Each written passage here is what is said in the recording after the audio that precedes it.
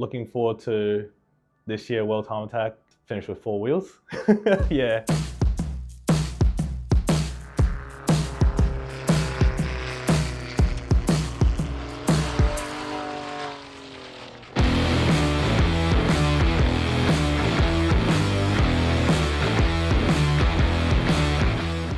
Welcome back to the Road to World Time Attack Challenge 2024 presented by Supercheap Auto.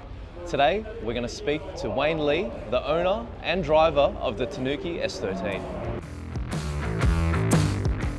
Hi, my name is Wayne Lee and I own the Tanuki S13. So obviously people saw in that World Time Attack documentary, the wheel went flying through turn 2. Tell us what happened. So obviously day 2 of World Time Attack 2023. First session out, entered turn 2, came out with 3 wheels. Yeah. It was a suspension arm that failed on the front left. Yeah, just under immense aero load. There's a massive brake zone there on turn 2 as well. So once that snaps, basically the whole hub completely got torn out of the where it's supposed to be. And the wheel, brake, calipers, and the hub went for a walkabout basically. Yeah. With that, we ended up backing it into the wall, and we had to basically rebuild the whole car basically from the main hoop back. So they're all chromoly and they're all snapped and all those, so all bent. So I had to get basically new rear end from the main hoop back. Yeah.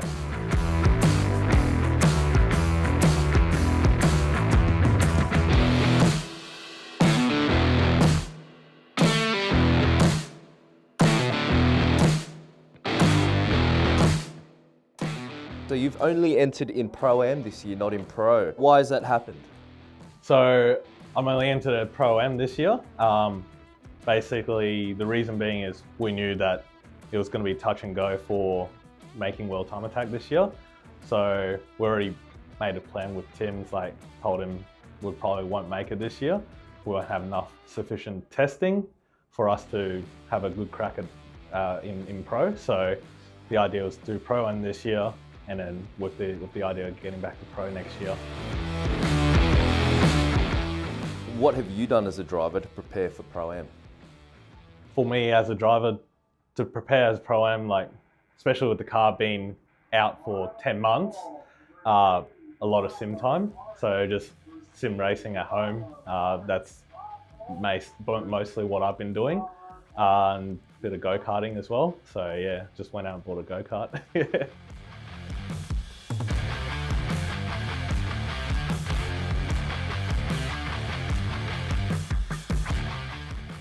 What was involved with rebuilding to the car that we see today? When we got back from World Time Attack, basically October, got together with GT Auto and put up a game plan for this year. So involved new aero bits from AMB Aero, Andrew Brilliant, and Seams Resolved Solutions Engineering for the rear suspension, and chassis sim Danny Nolan as well. Just 3 of them working together, obviously with GT Auto to rebuild the car. Yeah, so brand new rear suspension, rear cage design, new aero bits as well, as you will see. Yeah. It looks a lot different. Tell us the few points of what is new on the car this year. So from the outside, basically the wing. Yeah, so the wing, got a massive end plates. Yes, it's going to be the talk of the town at World Time Attack. But yeah, that's a brand new aero package from AMB Aero. So right now it's from head to toe, all AMB Aero package now. And we did new tunnels so we actually did some underbody aero as well. Got the chance to do that as well. Yeah.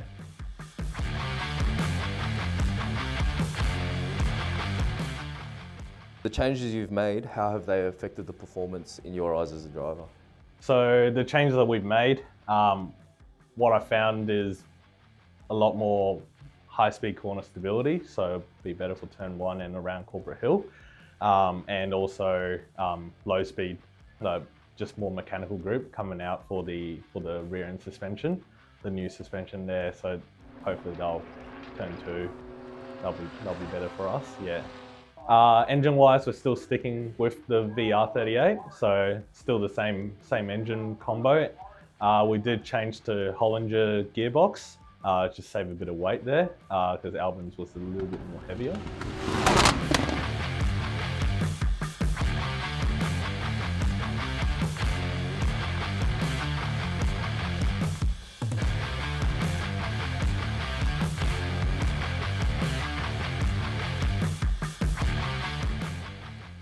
You've been out testing today. How does the new build compare to the car that you drove last year?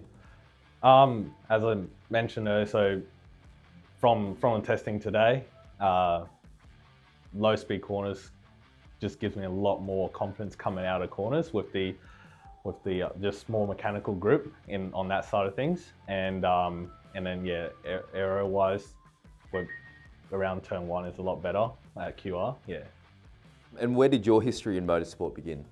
My history in motorsport actually began here at Queensland Raceway. So just literally from weekend drives to weekend sprints to getting a little bit more serious with the Supra, and then obviously went into club sprint in 2022. Yeah, and now we're at the top end with Tanuki.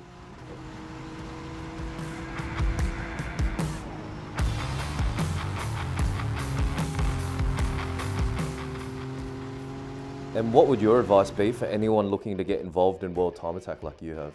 My advice for anyone out there that want to do World Time Attack, Club Sprint is a perfect way as an entry point.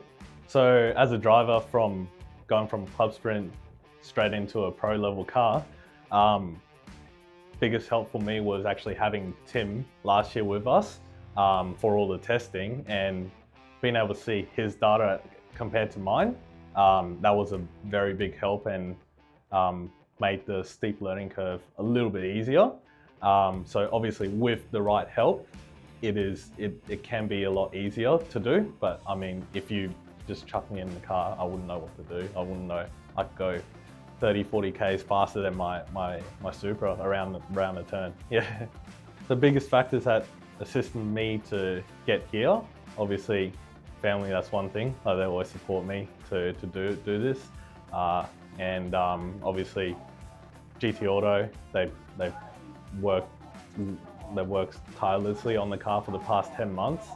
And obviously organisers like you guys, World Time Attack, bringing a massive event yearly, and just gives us motivation to try and build a car to compete there and try and be on the top step.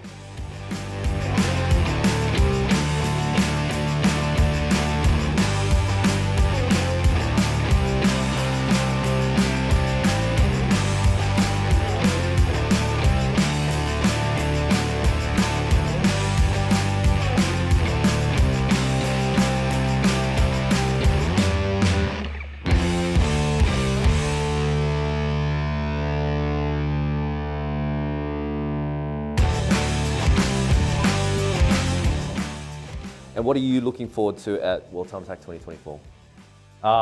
Looking forward to this year World Time Attack. Finish with 4 wheels. Yeah, but yeah, obviously finish on the top step. Managed to get 3rd last year, which is awesome with what we had, with the issues that we had. But yeah, it is finish at the top step. That's the goal. Yeah. Do you have any predictions for lap times for yourself in the class? Prediction with lap time, not too sure yet. We'll see when we get down there. Got something in my mind, but yeah, be faster than last year.